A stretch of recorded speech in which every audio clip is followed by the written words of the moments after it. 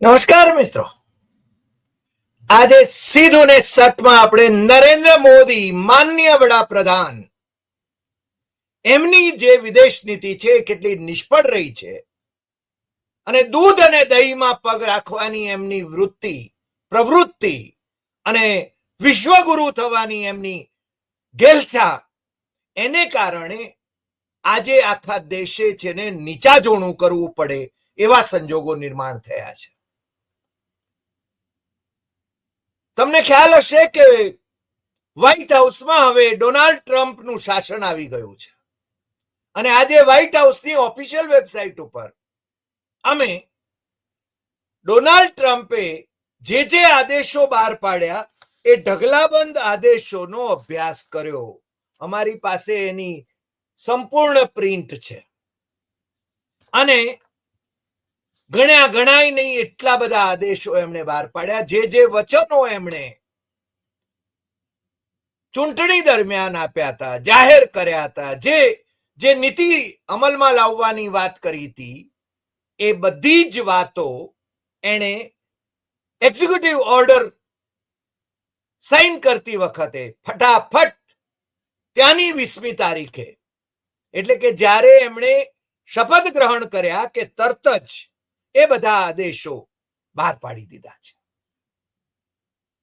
ગુજરાતીઓને માથે સંકટ છે ભારે,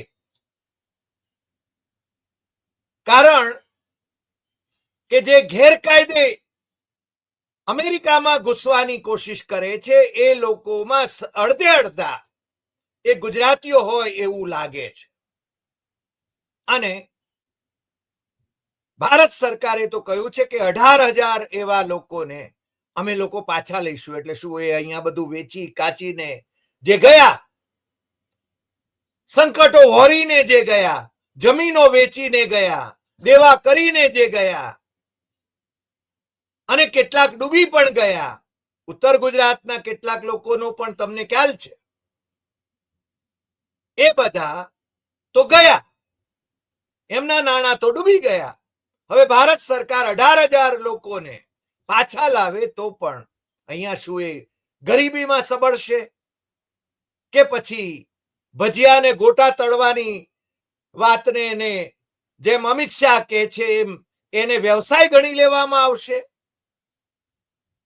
ખેતી કરીને કમાનાર, બે પાંદડે થનાર ખેડૂતોએ પણ પોતાની મોંઘીદાટ જમીનો વેચી મારી અને અમેરિકાની ગેલછામાં એ લોકો ત્યાં ગયા અને હવે ટ્રમ્પભાઈ દંડો લઈને ઉભા છે. આપણા જે અખબારો છે એ સાચા સમાચારો તો ક્યાં આપવા ટેવાયેલા છે. માનનીય વડાપ્રધાન માય ફ્રેન્ડ ટ્રમ્પ ના નારા લગાવનાર, હાઉડી મોદી કરીને અગલી બાર ટ્રમ્પ સરકાર કરનાર, નમસ્તે ટ્રમ્પ કરીને આ દેશને કરોડો રૂપિયાના ખાડામાં ઉતારનાર નરેન્દ્ર મોદી એ આ વખતે અમેરિકા ગયા અને ટ્રમ્પને મળ્યા નહીં અને ટ્રમ્પ હવે એમનો વારો કાઢી લે છે. અને બીજું, વાત એટલે અટકતી નથી. ભાઈશ્રી બે હોડી પર સવાર થાય છે અને એમણે એક બાજુ રશિયા અને યુક્રેનના યુદ્ધને થંભાવી દેવું છે ને અમેરિકા વાળા તાળીઓનો ગડગડાટ કરે છે, જે અહીંયાથી ઇલીગલી પણ ગયા છે અને મોદીના નારા લગાવે છે. એ લોકો હવે જેમને માથે પેલી ડેમોક્લિસ સોર્ડ લટકી રહી છે, પાછા મોકલી આપવાની, ડિપોર્ટ કરવાની. અને ટ્રમ્પ ઝાલ્યા ઝલાય એમ નથી. હવે આપણે ત્યાં એવું કહેવામાં આવે છે કે ચીન ડરી રહ્યું છે. અરે, ચીનના ગ્લોબલ ટાઈમ્સના આજે એડિટોરિયલ અમે વાંચી રહ્યા હતા. Building a mature and stable China US relationship from a new starting point. Global ટાઈમ્સનો એડિટોરિયલ છે આજનો.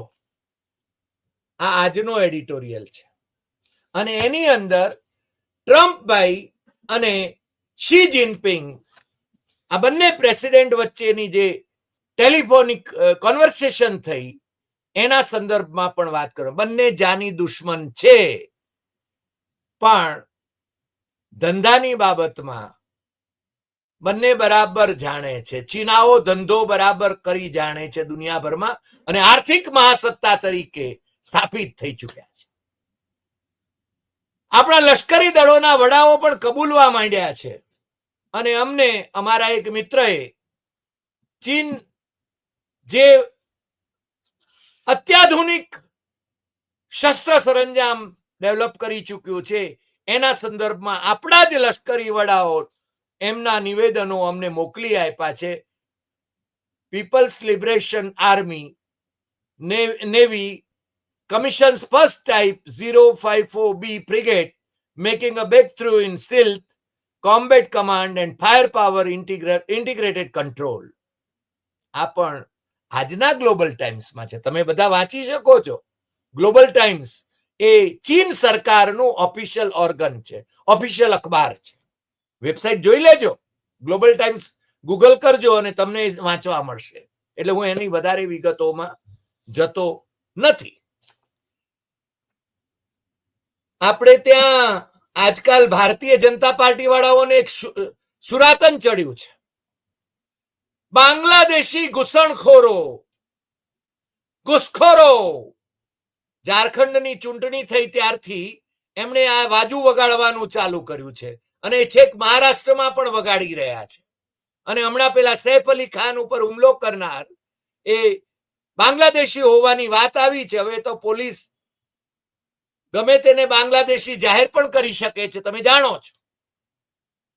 પણ તમારે યાદ રાખવું જોઈએ કે મુંબઈની ફૂટપાથો ઉપર વસતા બાંગ્લાદેશી ઘૂસણખોરોને સૌથી પહેલા જે માણસ રિપોર્ટ કરવા માંગતો હતો અને જેણે ટ્રક તૈયાર કર્યા હતા એનું નામ હતું અબ્દુલ રહેમાન અંતુલે. કોંગ્રેસના મુખ્યમંત્રી, મુસ્લિમ મુખ્યમંત્રી, અને એ વખતે બોમ્બે હાઈકોર્ટે જો એમને કંટ્રોલ ન કર્યા હોત તો એમણે છે ને આ બધા બાંગ્લાદેશી ઘૂસણખોરો જે મુંબઈની ફૂટપાથો કબજે કરીને બેઠા હતા એમને છે ને એ છેક બાંગ્લાદેશની સરહદ સુધી મૂકી આવવાની વાત હતી. આપણે ત્યાં કેટલા બાંગ્લાદેશી ઘૂસણખોરો વસે છે તમને ખબર છે? કદાચ તમને ખબર નહીં હોય. આ ભારતીય જનતા પાર્ટી વાળાઓ તો વાજુ વગાડે છે. 2013-14 ભાઈ મોદી સાહેબ પણ વાજુ વગાડતા હતા. અમે સત્તામાં આવી રહ્યા છીએ અને બાંગ્લાદેશી ઘૂસણખોરો ખડિયા પોટલા બાંધીને તૈયાર રાખે. મારી પાસે સત્તાવાર આંકડા છે, એમની સરકારે જે જાહેર કર્યા છે એ આંકડાઓ હું તમને આપું. 2 કરોડ બાંગ્લાદેશી ઘૂસણખોરો આ દેશમાં વસે છે, ઇલીગલ ઇમિગ્રન્ટ્સ. શેખ હસીના જ્યારે પ્રાઇમ મિનિસ્ટર હતા ને નરેન્દ્ર મોદી જ્યારે એમની મુલાકાતે જતા હતા ઢાકા, ત્યારે એમણે ક્યારે આ મુદ્દો ઉઠાવ્યો હોય એવું અમારી જાણમાં નથી. અને શેખ હસીનાની મિનિસ્ટ્રીએ બહુ સ્પષ્ટપણે કહી દીધું હતું, જાહેર નિવેદન કર્યું હતું. ઢાકા ટ્રિબ્યુન અને ડેલી સ્ટારમાં, ત્યાંના અખબારો છે ઢાકાના, અમે નિયમિત રીતે વાંચીએ છીએ, એ અખબારોની અંદર બહુ સ્પષ્ટ કર્યું હતું કે અમારા કોઈ નાગરિકો ભારતમાં ગેરકાયદેસર રીતે રહી રહ્યા નથી. આ શેખ હસીના જેને નરેન્દ્ર મોદીએ ભારતમાં આશ્રય આપ્યો છે, રાજ્યાશ્રય આપવાની તો નરેન્દ્ર મોદીમાં હિંમત જ નથી, પણ આશ્રય આપીને બાંગ્લાદેશને પાકિસ્તાનના ખોળામાં પાછું નાખી દીધું. તમે જાણો છો, આપણે એક વધુ દુશ્મન ઉભો કરી દીધો. આમ તો આખા ભારતને જે તમે જુઓ છો, હું પહેલા શરૂઆતમાં જ મેં કહ્યું કે નરેન્દ્ર મોદીની વિદેશ નીતિ એ નિષ્ફળ છે. એ માણસ પોતાને કોઈ ખાન સાહેબ સમજે છે, એન્ટાયર પોલિટિકલ સાયન્સમાં માસ્ટર હોવાનો દાવો કરે છે અને બધાને આલિંગન આપે છે, વિશ્વના નેતાઓને, ને જાણે કે અહીંની પ્રજાને છે ને એ ઇમ્પ્રેસ કરવાની કોશિશ કરે છે. માનનીય મોદીજીની સરકારે જે આંકડાઓ આપ્યા છે, કઈ તારીખે આપ્યા હતા એ હું તમને કહી દઉં.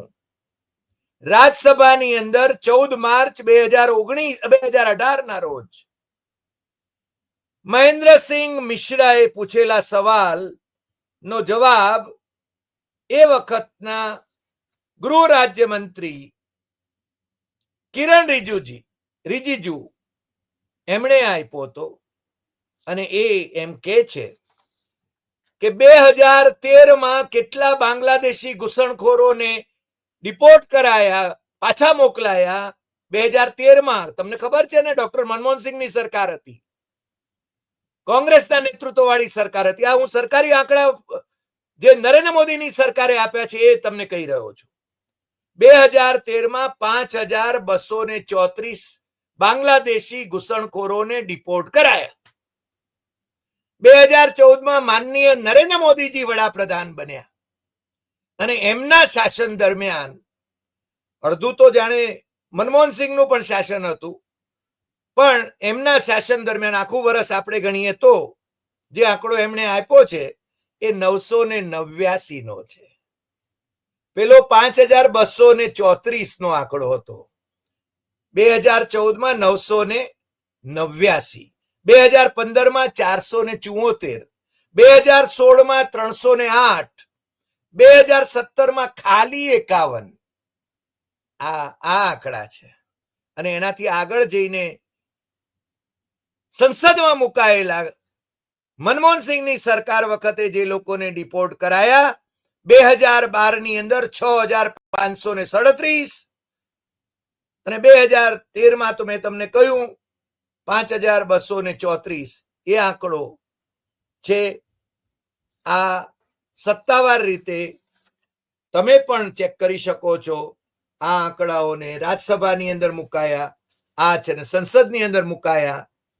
હવે ટ્રમ્પભાઈ આવ્યા છે, અમેરિકામાંથી ગેરકાયદે ઘૂસણખોરોને ડિપોર્ટ કરવાની એમણે ઝુંબેશ ઉપાડી છે મોટા પાયે. એમણે જે નિર્ણયો કર્યા છે, ઘણા બધા નિર્ણયોની વાત હું અત્યારે કરું તો મને લાગે છે કલાકો સુધી વાત થઈ શકે એમ છે. પણ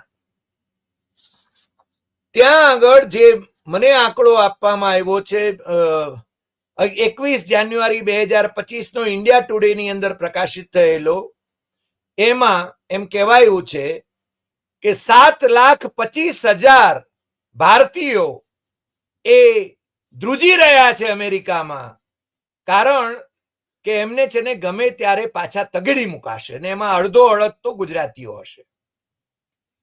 એ કહે છે કે અમેરિકામાં ઇલીગલ ઇમિગ્રન્ટ્સ જે છે એ 1,40,00,000 છે.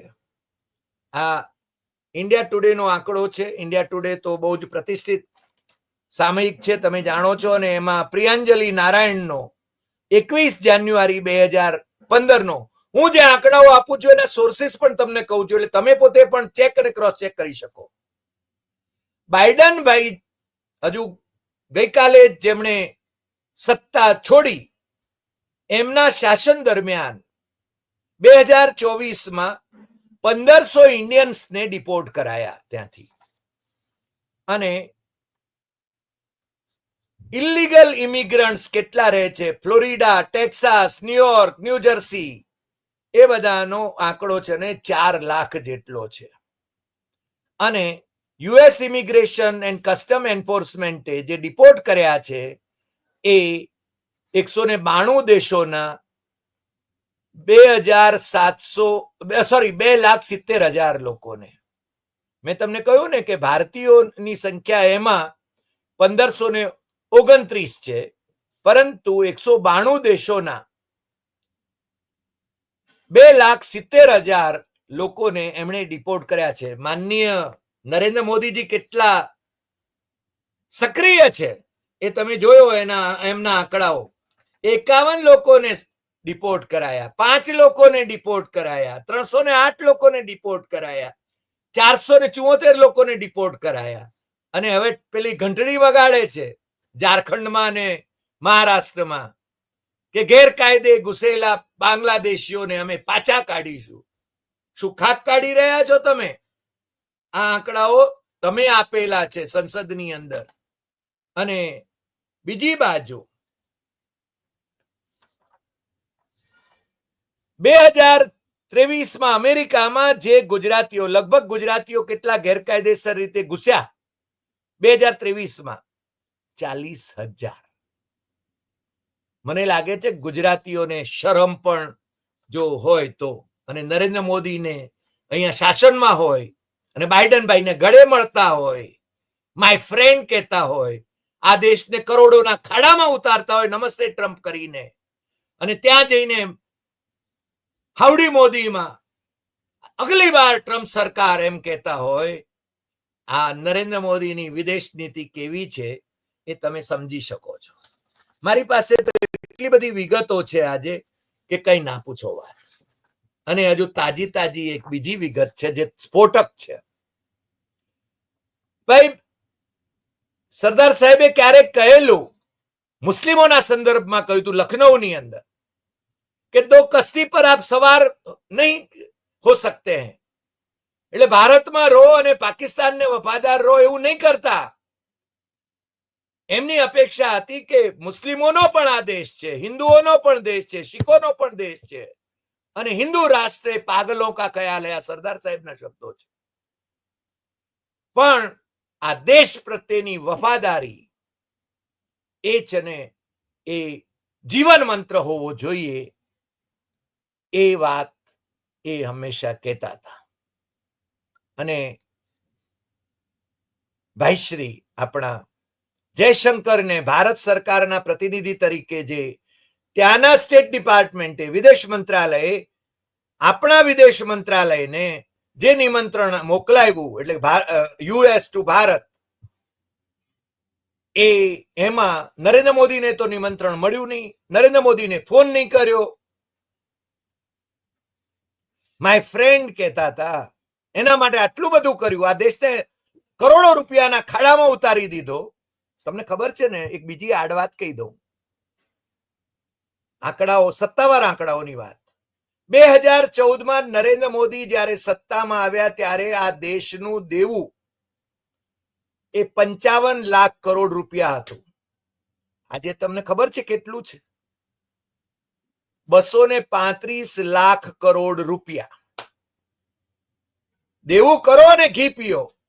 આપણી ટ્રેનોને તો સમયસર ચલાવી શકતા નથી અને બુલેટ ટ્રેન લેવાની માટેના ધંધા કરે છે ભાઈ.